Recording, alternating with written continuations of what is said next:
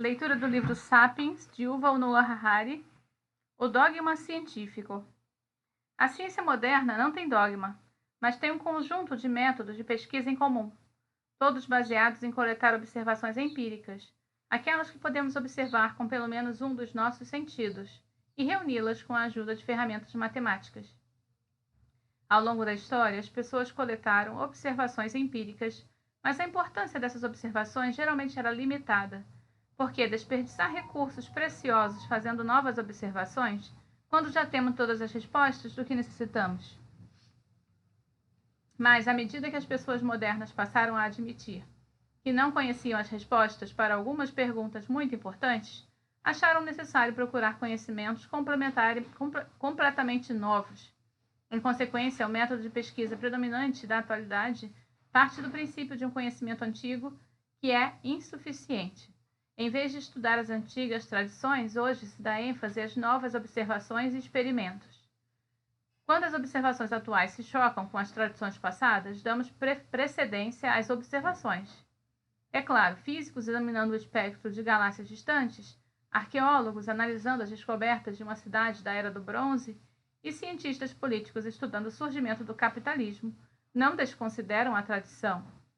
Eles começam estudando o que os sábios do passado disseram e escreveram, mas desde seu primeiro ano de faculdade, os aspirantes a físicos, arqueólogos e cientistas políticos aprendem que é sua missão ir além do que Einstein, Schliemann e Max Weber conheceram. Meras observações, no entanto, não são conhecimento. Para entender o universo, precisamos relacionar as observações em teorias abrangentes. As tradições anteriores geralmente formulam suas teorias na forma de histórias. A ciência moderna usa matemática. Há muito poucas equações, gráficos e cálculos na Bíblia, no Corão, nos Vedas ou nos clássicos confucionistas. Quando as mitologias e escrituras tradicionais estabeleciam leis gerais, estas eram apresentadas em forma narrativa, em vez de matemática. Desse modo, um princípio fundamental da religião maniqueísta afirmava que o mundo é um campo de batalha entre o bem e o mal. Uma força maligna criou a matéria, ao passo que uma força benigna criou o espírito. Os humanos são presos entre essas duas forças e devem escolher o bem em detrimento do mal. Contudo, o profeta Mani não fez qualquer tentativa de oferecer uma fórmula matemática que pudesse ser usada para prever escolhas humanas por meio da quantificação da força respectiva dessas duas forças. Ele nunca calculou que a força atuando sobre um homem é igual à aceleração de seu espírito dividida pela massa de seu corpo. Isso é exatamente o que cientistas tentam alcançar. Em 1687, Isaac Newton publicou Os Princípios Matemáticos da Filosofia Natural, provavelmente o livro mais importante da história moderna. Newton apresentou uma teoria geral do movimento e da mudança. A grandeza da teoria de Newton foi sua capacidade de explicar e prever os movimentos de todos os corpos do universo, de maçãs despencando e estrelas cadentes, usando 3 leis matemáticas muito simples.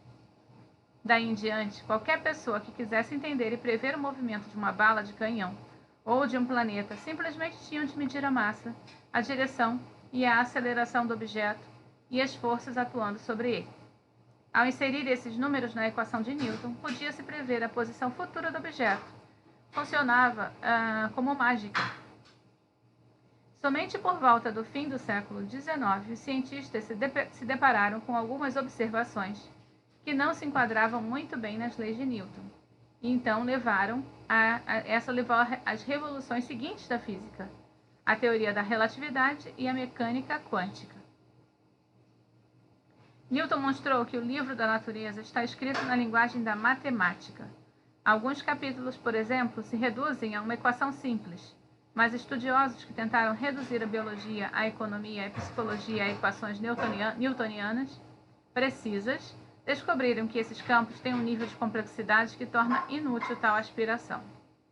Mas isso não significa que eles desistiram da matemática. Ao longo dos últimos 200 anos, desenvolveu-se um novo ramo da matemática para lidar com os aspectos mais complexos da realidade, a estatística. Em 1744, 2 clérigos presbiterianos da Escócia Alexander Webster e Robert Wallace decidiram criar um fundo de seguro de vida que pagaria pensões a viúvas e órfãos de clérigos falecidos. Eles propuseram que cada um dos pastores de uma igreja dedicasse uma pequena parte de sua renda para o fundo, que investiria o dinheiro. E se um pastor morresse, sua esposa receberia dividendos sobre os lucros do fundo. Isso lhe permitiria viver confortavelmente pelo resto da vida.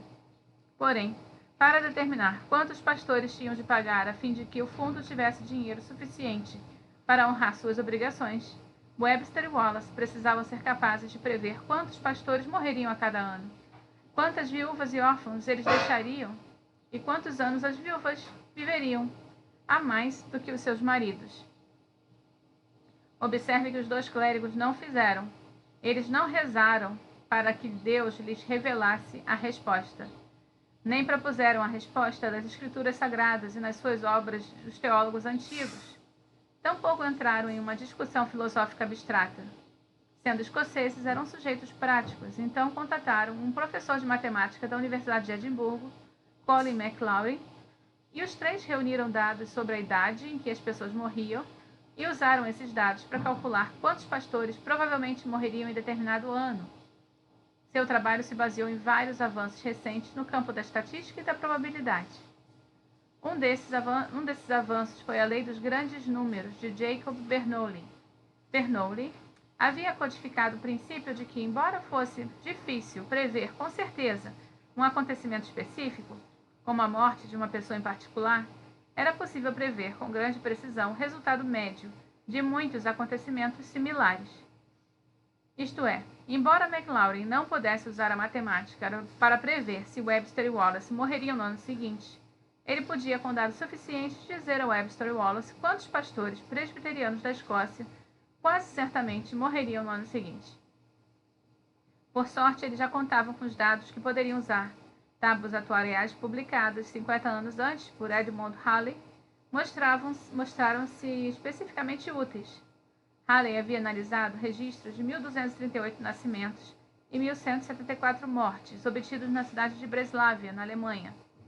As tábuas de Halley permitiram constatar, por exemplo, que uma pessoa de 20 anos de idade tinha uma chance de 100 de morrer em determinado ano, mas uma pessoa de 50 anos de idade tinha uma chance em 39.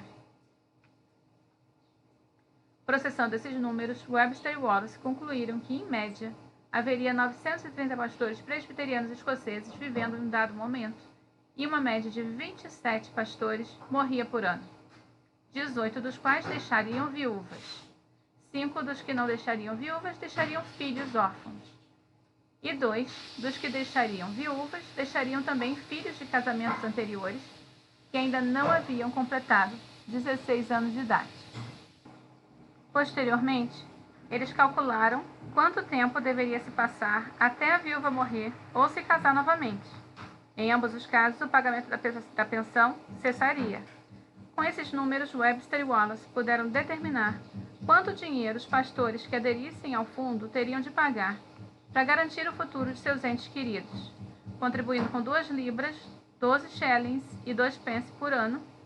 Um pastor podia garantir que a viúva receberia pelo menos 10 libras por ano, uma soma considerável naqueles dias. Se achasse que isso não era suficiente, podia escolher pagar mais, até o limite de 6 libras, 11 shillings e 3 pences por ano, que garantiria à viúva a soma ainda mais atraente de 25 libras por ano. De acordo com seus cálculos, no ano de 1765, o fundo de pensão para viúvas e filhos de pastores da Igreja da Escócia teria um capital totalizado de 58.348 libras. Seus cálculos se mostraram incrivelmente precisos e, quando esse ano chegou, o capital do fundo era 58.347 libras, apenas 1 libra esterlina a menos do que o previsto. Isso era ainda melhor do que profecias de Rabacube, Jeremias ou São João. Hoje, o fundo de Webster e Wallace, conhecido simplesmente como Scottish Widows, é uma das maiores empresas de seguros e pensões do mundo, com ativos no valor de 100 bilhões de libras. Oferece garantias não só para as viúvas escocesas, mas para qualquer um disposto a comprar suas apólices. Cálculos de probabilidade, como os usados pelos 2 pastores escoceses, se tornaram a base não só da ciência atuarial, que é o fundamental para o negócio de seguros e pensões, como também da ciência da demografia, fundada por outro clérigo, o anglicano Thomas Malthus. A demografia, por sua vez, foi o pilar sobre o qual Charles Darwin, que quase se tornou pastor anglicano, construiu sua teoria da evolução. Embora não existam equações capazes de prever que tipo de organismo evoluirá sob certas condições específicas, os geneticistas usam cálculos para determinar a probabilidade de uma mutação específica se disseminar em uma população dada. Modelos probabilísticos similares se tornaram centrais para a economia, sociologia, psicologia, ciência política e outras ciências sociais e naturais. Até mesmo a física acabou por complementar as equações clássicas de Newton, como as nuvens de probabilidade da mecânica quântica. Basta observar a história da educação para perceber que a ponto esse processo nos levou. Durante maior parte da história, a matemática era um campo hermético, que até mesmo as pessoas instruídas raras vezes estudavam seriamente. Na Europa medieval, a lógica, a gramática e a retórica formavam o núcleo educacional, ao passo que o ensino da matemática quase nunca ia além da simples aritmética e geometria. Ninguém estudava estatística. A monarca incontestável de todas as ciências era a teologia. Hoje, poucos estudam retórica. A lógica está restrita aos departamentos de filosofia e a teologia aos seminários. Mas cada vez mais estudantes são motivados ou forçados a estudar matemática.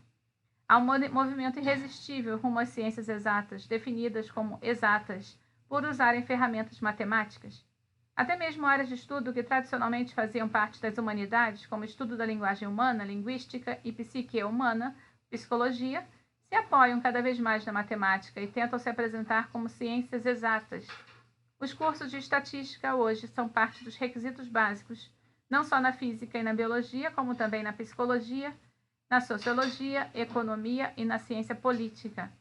No programa de psicologia da minha própria universidade, o primeiro curso obrigatório no currículo é a Introdução à Estatística e à Metodologia em Pesquisa Psicológica.